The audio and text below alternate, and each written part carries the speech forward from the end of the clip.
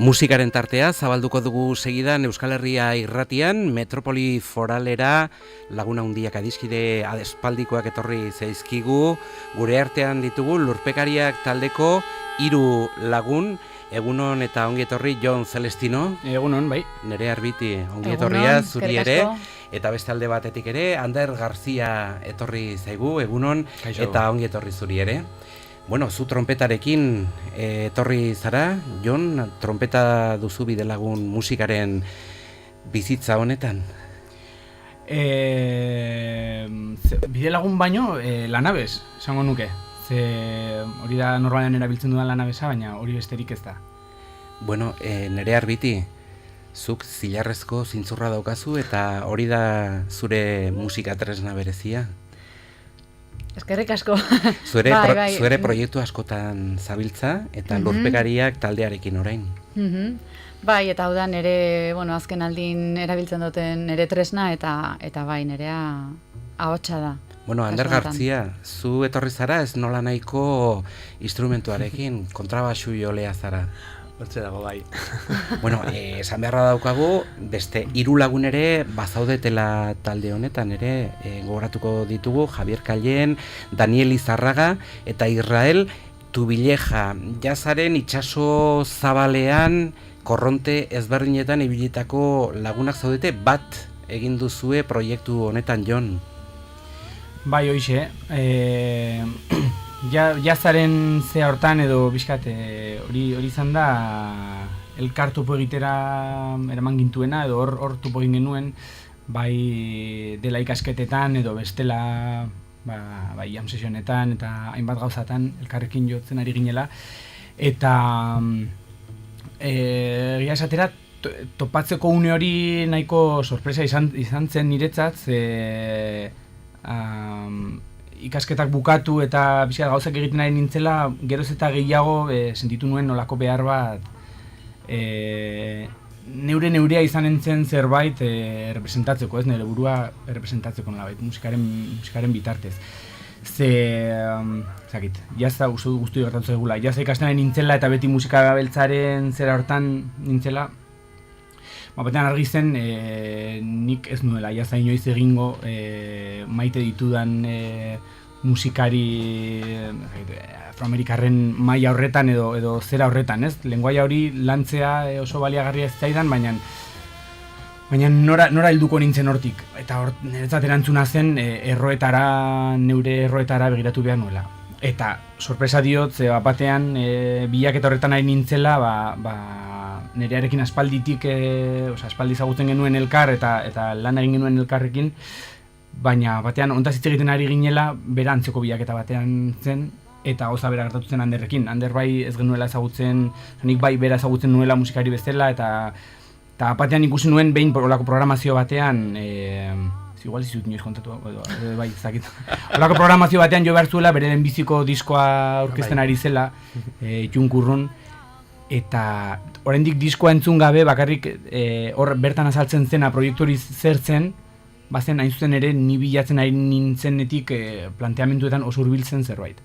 Eta orduan bai gero elkarrekin harreman hartu genuela eta hori bolako txispa handi bat izan zen.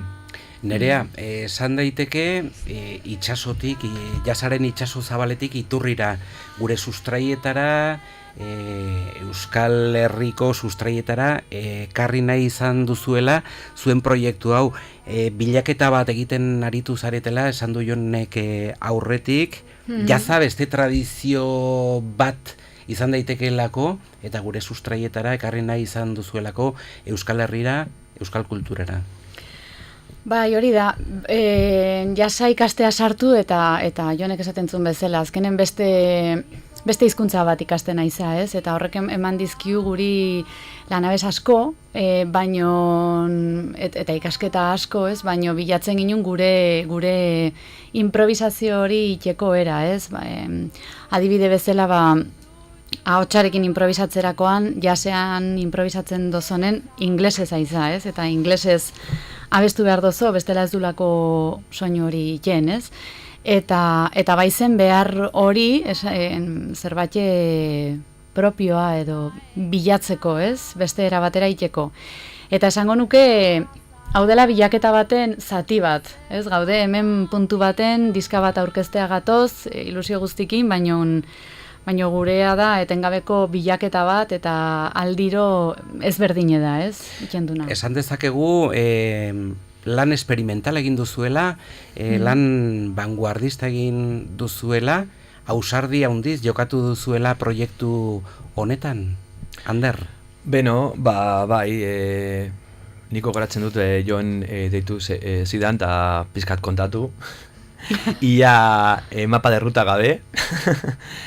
Baina idei zehatz batzurekin, eta gauza niretzat espazioarena garrantzitsua da, ez? Musikari bakoitzari bere espazio ematea, ulertzea pizka bat zer nahi dugun uztartu, eta hartu erroen base bat, eta gero improvisazioaren libertatia edo, ez? Orduan bai, dago, bidearen hasiera edo ez dakit lehenengo punturen batetan gaude, eta segi. Esan daiteke, hutsune bat betetzera zatoztela, hutsuneak artearen munduan bereziki maite dituzuelako Celestino Tarrek, Oteiza, Jaun eta Jabe zuen sormenaren iturrietan, oso oteizianoa zarazu, Jon? Bai, hutsune bat betetzera baino hutsune bat sortzera heldu garela, esango nuke. Hori egin zuen Jorge Handiak, ezta? Bai. Eta barkatu, lenguarekin ere beti asko hitz egiten dugu kontu hauetaz, eta nik neuk esango nuke ez dut sentitzen benetan abanguardiako zera bat denik, ezakit, asko maite dugun, ez, beti hitz egiten dugun, Pierre Cobeten grabazioak entzuten ditugularik, iruditzen zait hori gu baina askoz ez ere modernoagoa dela. Ez, tipo bat, 80 luzerekin, 70 hamarkadan grabatu zituen pieza horiek dira, oso aurretik daude guretzat. Orduan bai, abanguardiaren zantzuri hartzen aldu oso liserik eta errazteko musikara ohituak bezala gaudelako. Baina benetan, niretzat, niri interesatzen zaizkidan erroetaz hitz egiten dugunean, horrek ere luzerako emango luke jakina. Baina guretzat guk edaten dugun erroiek edo iturri hori bada gu baina aurreratuago dagoen zerbait, aspaldiko zerbait. Hor nonbait irakurri dut Nerea zuen estiloa free, trad, euskal, impro dela. Ez da nola nahiko etiketa, luzea gainera, ez dakit zuek sortutakoa edo beste norbaitek kazetari ergelen batek sortutakoa ote den. Bai, galdetzen dizuenen, eta ze estilo egiten duzuet? Jasa, ez da, nik ez dut, jasa bezala ez ginuke esango dela, ez? Baina ere bai, eta, astentza hitzek esaten, bai, improvisazioa dao, eta euskal tradizioa, eta improvisazio askea, ez? Eta astentza hitzek esaten, eta hori da pixko bat, hitzoik die pixko bat deskribatzen duenak, ez? Baina nik uste haitu beharra dela ikusteko zer den, ez? Haitu beharra dago, eta haitu beharko dugu, sarrerakoan entzun dugu zuen kanta bat, zuen pieza bat, diskoan lehen agurra bertsolariak bezala, Jon? Bai, guk kantuak edo piezak baino ariketak hitza erabiltzen dugu hain zuzen ere. Justu horregatik. Ze ez dira gehienak, ez dira oso gauza itxiak, baizik eta ariketa irekiak dira, gertatzen den aldiro gauza berri bat gertatuko dena. Improvisazio ariketak, esan daiteke horixe dela. Jarraian entzutera goazena, bestelako pieza bat izanen da, Liliak Ies. Hori jotzera eta kantatzera zoazte, beraz, Ander, nahi duzunean, instrumento handi hori eskuartean hartu, Jon trompeta eskuartean, eta zintzurra prest, Nerea, nahi duzunean beraz, zuen modura atondu, eta Liliak Ies kantua entzutera goaz, hitzak Jose Amengotxeak sortutakoak eta doinua Ander Gartzia berak. Nahi duzunean, aurrera. Ez aidan larru bizi, non dituan ikusi, Lili biak iesi. Galdetu iparaizeari, zeren beldura izeni, oraino ez baiz hasi. Egun sentiko intza, lore lehorren printza, nolatan ez aiz mintza, kantu audio topari, entzungo nauzun horri, luro paroari.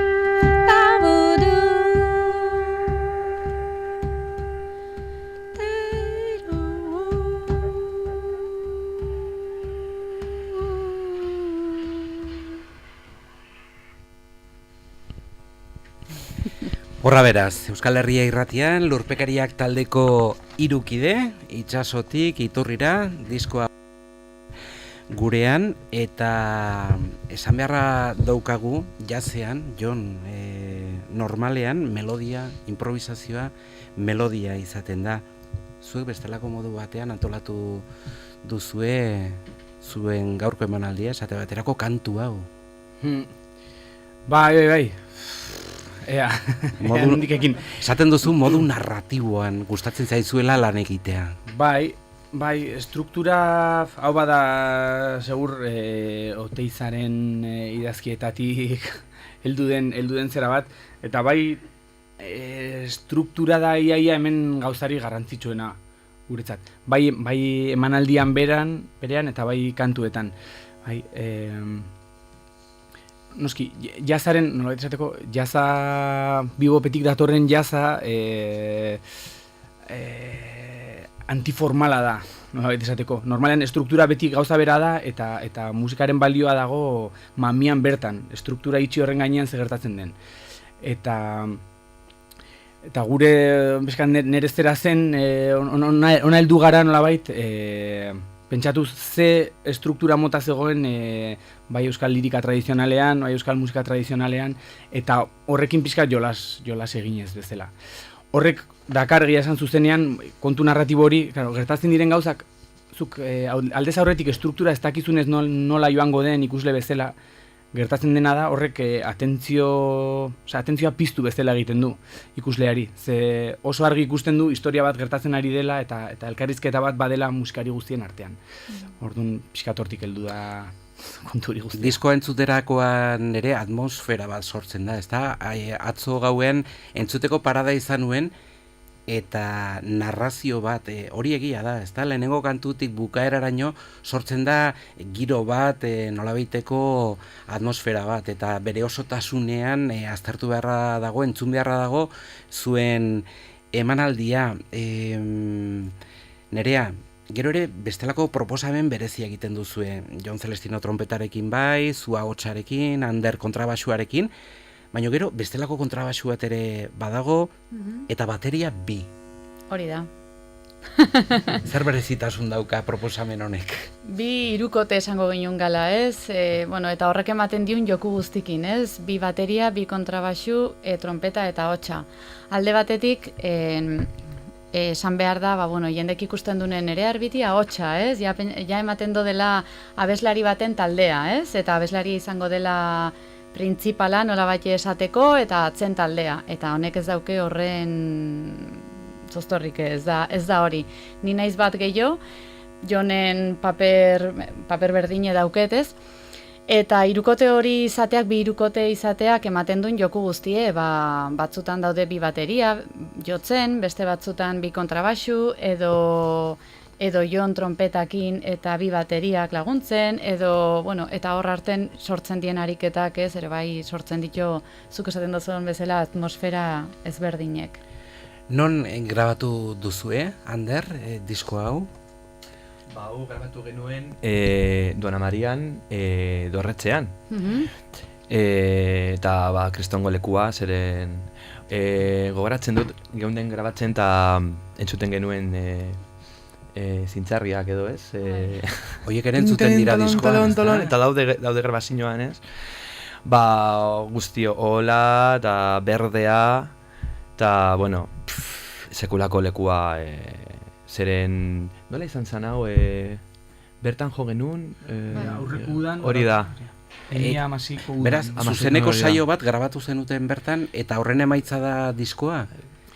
Nola antolatu zenuten? 2016ko udan, hori Anderrek esaten zuena zen, kontzertu bat izan genuen hor, kultur programazioaren barruan eraman gintuzten arraiotzera.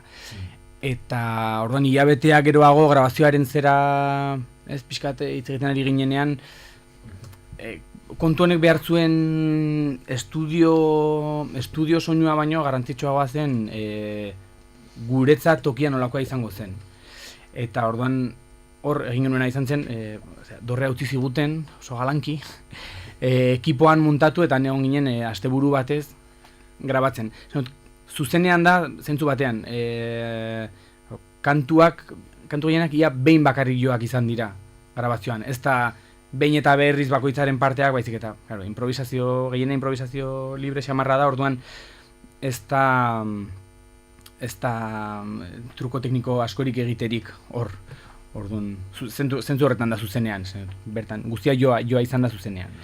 Beraz, modu improvisatuan, tradizioarekin bat egin nahi duzue, euskal kulturarekin bat egin nahi duzue, zertan gauzatzen da, zertan igertzen da euskal kutsu hori gehiago, panderoa ere hortxe daukazulako? Badakarri dut. Mauriziaren panderoa zaratago, zer bestelako euskal kulturaren itzala dago zuen lanean? Nik uste dut dena edo saiatu ga, ez? Hemen Zure hitzetan esate baterako? Bai. Zer kontatzen duzu? Di ariketak, errotatik hartutako ariketak, ez? Nola planteatzen ditu ariketa batzuk. Batzutan, abestik die, eta bueno, esango genuke hori, ez? Letradun abestik die. Beste batzutan die dantzak. Eta beste batzutan die ofizioak, hori da. Nola ikusten dien erroak, nik uste dut aitzen dozonen proiektua o aitzen dozonen kontzertu egiten zaizola ezagune, ez? Ezagutzen dituzo gauzek, ez? Pasatzen nahi dienak. Aitzen aiza improvisazio askea da eta askotan egoten garrato bat improvisazio askea, baina badaude euskal elementuk, melodiak, nik esango nuke badaudela bi gauz ezaugarritzen duenak edo horren bilaketan asko ibiliga, ez? Alde batetik melodia eta erritmoa. Melodia aldetik afinazioa, ez da afinazio temperatua, ez da afinazio temperatua nahi, baizik afinazio neutroan, esan dezagun herri erara, ez? Saiatzen ga. Alabesten zelako, ez? Eta saiatu ga hori lantzen, eta bestale batetik erritmoa, badaude dantzatzeko dienetan erritmoa zehatza da, baino besteetan ez, erritmoa oso askea da, ez? Eta hori da pixko bat ezaugarritzen duna, ez? Esango nuke. Bueno, hainbat proiektutan ibilitako musikariak zarete, Ander, lurpekarietara iritsi aurretik. Zer bestelako bideetan ibili zara gaur egun, esate baterako. Zertan zabiltza? Ba 10 urtez Madrilen nago bizitzen, ni Barakaldokoa naiz, eta bueno, Donostin ikasi, eta Madrila joan, eta hainbat proiektutan... Oso zurea den protagonista zaren proiektu hori zein da? Bueno, nire izena dauka Ander García, eta 3. diskatera nuen, pasadan urtean, eta bertan hasi nintzen sustartzen Bizkaiko eta Gipuzkoako dantzak, bertsoak eta iparraldeko kantak. Kasu honetan, bikotean grabatu nuen Juan Ortiz pianistarekin, Bilbokoa, orain Japonen bizi dela, pena bat, baina. Eta orain Madrilen 3 kotea osatu dut, Jorge Castañeda piano eta Mikel Urretagoiena bateria. Orduan, niretzat oso garrantzitsua dena, Mikel dantzari esan zan ni bezala. Eta orduan Durangoko dantzak dantzatu egin genituen txikitan. Orduan banago lantzen erritmikoki basua eta bateria hori sekzio ritmikoa edo lantzen dantza hauek nola jo, nola ireki edo nola improvisatu, baina ez galduz hori airea edo, ez, dantzatzeko airea. Orduan hori da. Aurretik esan duzu, behien zintzarriak entzuten direla disko honetan, ez dakit, Jon, txakurren zaunkak entzuten ote diren, txakurra ikusten dugulako hemen azalean, eta ez nola nahiko margolari batek egina gainera? Oso etxekoa duzu. Bai, oso etxekoa dugu. Bai, aitaren margolan bat da hori, gure aitarena, Xabier Celestino, eta batetik baduela anekdotatxoa guk jo izan genuen lehenbizikoetariko emanaldi bat izan zen aitak Ziudadelan egin zuen erakusketa baten mustutze, bueno, ez den mustutze gunean, baina erakusketan bertan izan zen, eta injustu kuadroren aurrean jo genuen, eta beti hor geratu da. Eta bai niretzat, ezakit, zer hau guztia pixkat isladatzen du, aitaren margoetan nik beti ikusi dut asko hitz egin dut berarekin hortaz, eta bai islatzen du asko gure musikan edo nik gure musika nola ikusten dudan. Bada askotan euskal tradizioaz, euskal erroaz eta ari garela folklorismoan edo erortzeko zer hori dago, eta pixkat gure ikuspuntua da gehiago, ez alden posible izango euskararen tradizioaren kosmobizio hori edo gurera ekartzea, ez? Eta horrek nahita ez ekarri beharko luke natura eta gizakiaren eskua ikutzen diren toki hori. Orduan pixkat kuadronek hori da karneretzat, ez? Argi eta garbi bada, ezakit, Luzaide inguruan edo Eskasia inguruan edo horrelako toki batean basoen erdian errepide bat dago, eta errepide hori gizakiek sortu dute eta gizakiak pasatzen dira, Eta zakurra justo representatzen du erdiko bide bat, ez? Gizakien mundutik dator, baina animalia bat da, eta toki, gauza basatiek edo... Beraz, zakurra da bide bakarra. Horla laburbildu genezake. Bueno, zakurra protagonista, eta jarraian entzunen dugun abestia, nahi duzunean prestatu, zakur bat dabil, hain zuzen ere, Jon Celestino trompetan, Nere Arbiti ahotsa eta Ander Garzia kontrabasuarekin, nahi duzunean aurrera eta gogoratu dezagun Lurpekariak taldea gaur, Iruñeko Irrintzi Dorrean, Metropoli Forala, saioan itsasotik iturrira diskoa aurkezten. Zakur bat dabil.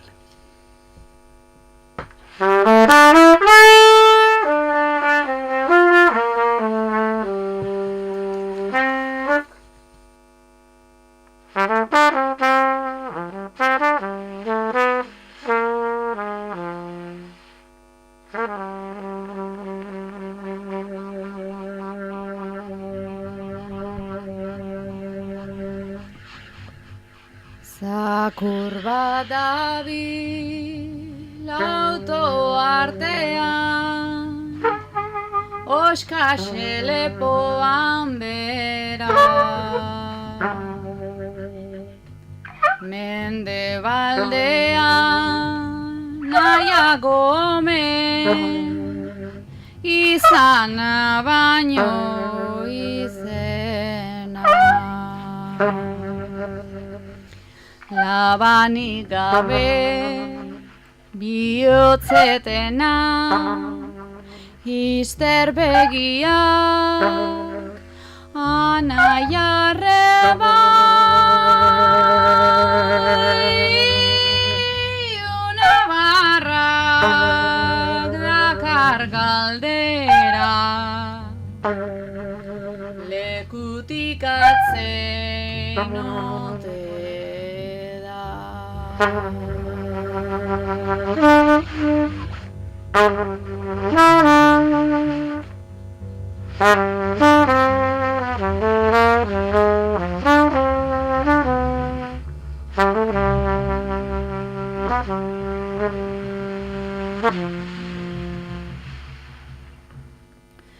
Kukuarriko bide zaharra, Porlan berritan jarria, ematen duen fruituagatik ezagutzen da zea. Zer da gezurra, zer da egia, zer da azala, zer da mamia, zinen baina jarraituko du, erdirka zure argia.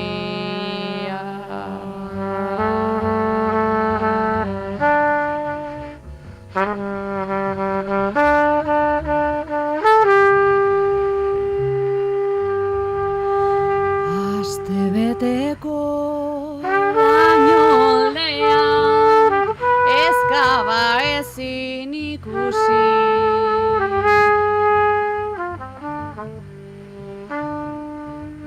errotxapean basurde beltza joan ta gero itzuli. Ispilu ilun, motordun gurdi, naturala ez dela dirudi.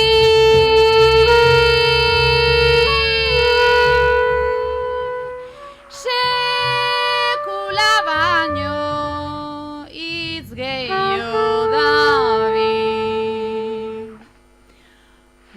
ulermena berriz urri.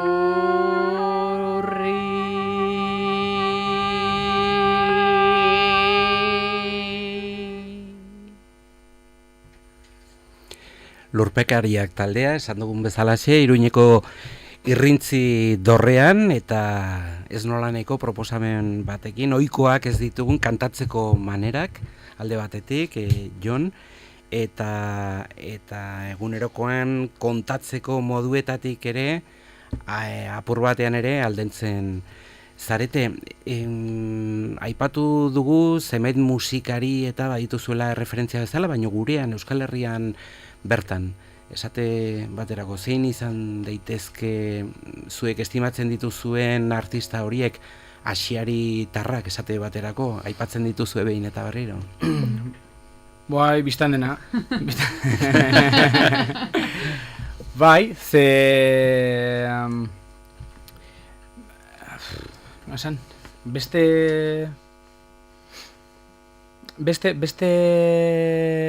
ondorio batzuetara iristen baldin badira, beti badute gure, iruditzen zait, gure ikuspegiarekin, guk beraien ikuspegiarekin bat egiten dugu askotan.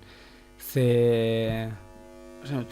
herri edo arkaikotik edo errotik hartu dituzten elementu pila erabiltzen dute beti ere gaurkoari muzin egin gabe, improvisazio libre pila dago, beraiek ere asko jo izan dute kanpoko musikariekin, bai improvisazio libreko hainbat musikarirekin edo eta bai, asko estimatzen ditugu. Gainera, oso jende sanoa, oso iruditzen zait. Bai, Michel Etxekopar ere bada horren eretzat beste adibide garbi bat. Iruditzen zait, hegoaldean asko dagoela txapai pintura, euskal kulturari olako berritasun patina bat eman nahi zaionean egiten da, hori, barnizkapa bat eman eta betikoa egin, baina jaka dotoreago batekin. Eta jende honek uste dut askoz erroagotik eta ezakit nola esan, baina oso violentoa izan gabe, baina industriatik kasi alde batera onda, ez dituzte 100 disko salduko, ez da 1000 disko salduko Durangon, baina egiten dutenak badu baloren netzat brutala. Eta horiek batetik, niretzat horiek dira oso adibide, Amaren Alabak, Maioien Art bat, eta referentzia nagusia da guretzat ere Beltran, bai egin duenagatik, eta bai egin duenagatik diskotan, zen dut musikari bezala, edo sortzaile bezala, baina baita ere egin dituen bilaketengatik eta lortu dugu niretzat altxor bat ez galtzea, bere lan eta alegin personalarekin, eta ordea beti ikus molde progresista batekin, ez da hau horrela heldu zaigu eta horrela kaja batean gorde behar dugu, baizik eta aurra heldu zaigu eta ez dugu ezer egingo hor dugun horrekin. Berak beti zera hori dauka eta guretzat hori referentzia nagusi bat da. Nere Arbiti, hemendik aurrera nondik nore ibiliko zarete, hau batetik bestera ibili nahiko duzuelako, Lurpekarien doinua han eta hemen entzun dadin? Noski bai. Toki txikietan, toki bereziak, zer da buruan daukazuena? Bai, bueno, dozein tokitan, ez? Jaia. Deitzen diguten leku horretatik. Indaiteken guztie, guretzako esan bezala bilaketa bat da, eta kontzertu bakoitze izango da guretzako aurrera pauso bat, edo ez dakit eta aukera ariketa bat, ezberdin bat, izan daiteke kontzertu bakoitza ere. Bai, diskotik ariketa berrin bat ere sartzen bagoaz, eta noski joango diela sortzen. Diskoa bera izan ziren ariketa berri asko, ez? Ja, aurretik noizen behin elkartu ginen, eta ingin zen hainbat kontzertu, baino gero diskarako izan ziren ariketa berrik. Ez da, hola, zerbait landue eta disko bat grabatu beha baizik, eta guretzako zen egitan jaia improvisatu, ez? Eta hortan gaude ere. Noski, diskoan azaltzen dien ariketak esan dezagun, bai izango da, eta hor kontatzen den historio hori, ez? Hor dabil. Abenduak 2 dauku hurrengoa, ez? Bergaran. Iruñetik ere pasatzekoak zarete, horren berri emanen dugu, eta Ander, eskatu beharko diogu entzule horri belarriak tente zuek entzutera joan dadila, baino beste modu batera musika ulertzeko hain zuzen ere. Nere arbiti Jon Celestino, Ander Gartzia, mila esker gurekin izateagatik, eta Javier Kallen, Daniel Lizarraga, eta Israel Tubileja ere gogoan izan nahiko genituzke Lurpekariak taldearen itsasotik iturrira diskoa, eta amaitzeko entzunen dugun kanta, Jon izanen da 116 oso gerraz banago, zuk egindakoa gainera. Bai. Zer kontatzen duzu? 116 bada jauzi bat, dantza jauzi bat, bere horretan. Haintzun ere, Sagasetak Luzaideko dantza jauzi buruz egin duen lan mardulean, aurkitu zuen kuaderno batean, dantza jauzi baten jauzi segida melodiarik gabe. Eta hortaz guk hori hartu genuen, dantza jauzien segida metrika hori, eta horren gainean melodia bat idatzi, eta horren gainean improvisazio bat egin. Mila esker honiz gurekin izateagatik, eta nahi duzuen arte. Ongi izan Hirukote. Zuei. Zuei. 1, 2, 3, 4. Metropoli Forala, Euskal Herria irratian.